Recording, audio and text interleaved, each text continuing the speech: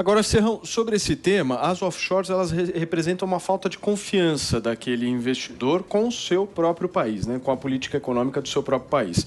As duas offshores foram em governos petistas e os dois são empresários também, tanto o Paulo Guedes quanto o Roberto Campos Neto.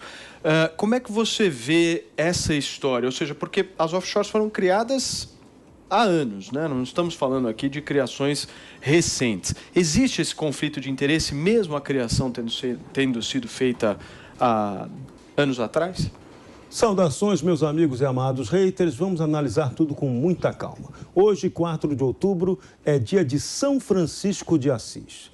Pelo regramento excessivo em vigor no Brasil, só ele, o santo da pobreza, poderia ser ministro de qualquer governo brasileiro, não tendo peso sobre ele qualquer acusação de tráfico de influência ou de que vá manipular o mercado para operar, enfim, seria um santo, né? E santos não existem operando no mercado financeiro. Então, esse é um ponto inicial. O segundo ponto, offshores, elas são empresas utilizadas para duas coisas. Como o Paulo bem disse, para que você, não confiando na economia do seu país, na estrutura legal e tributária do seu país, você utiliza esse mecanismo que é legal para se aliviar de impostos. E aí faz operações que permitam que você tenha ganhos sem que eles passem totalmente pelo filtro da Receita Federal do país original.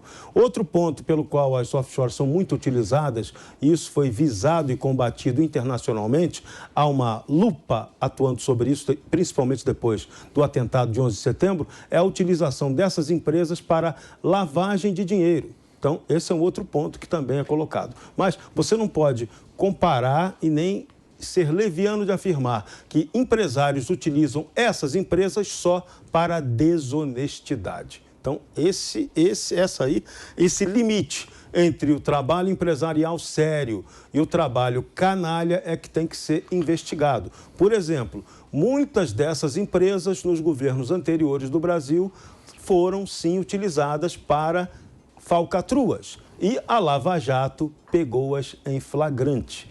E agora, exatamente a defesa dos réus da Lava Jato, que foram acusados desse tipo de problema, estão tentando desqualificar esse tipo de acusação. Mais tarde falaremos disso, mas o caso específico da Odebrecht. A Odebrecht usava esse mecanismo, um mecanismo sofisticado de lavagem, drawback com o dinheiro, vai e vem, vai e volta, e isso foi criminoso, isso foi comprovado, foi alvo de denúncias, de delações premiadas que agora os próprios acusados de corrupção tentam dizer que não valeu. Então, tudo no Brasil tem que ser pesado com muito cuidado. Agora, a nossa legislação, como a gente sempre diz, o excesso dela é extremamente hipócrita.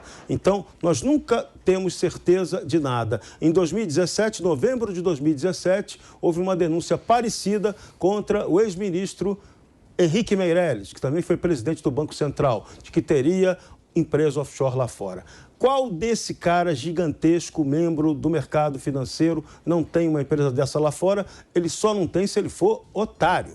Então, você não pode sair acusando de maneira generalizada, mas tem que investigar. Por exemplo, como é que Zé Dirceu de Oliveira e Silva, o grande gênio ideólogo do PT, tem agora problemas com a Receita Federal, tem que explicar lá a origem de 34 milhões em patrimônio sobre o qual ele tem que pagar imposto. E o patrimônio dele, se vender tudo, mal dá para pagar 10% disso. Como é que se explica esse tipo de coisa? Então o Brasil tem que investigar muita coisa antes da esquerda vir com demagogia espetaculosa sobre o Paulo Guedes e sobre o Roberto Campos, cujo objetivo é meramente eleitoreiro, de olho no desgaste do governo Jair Bolsonaro em 2022. Só isso.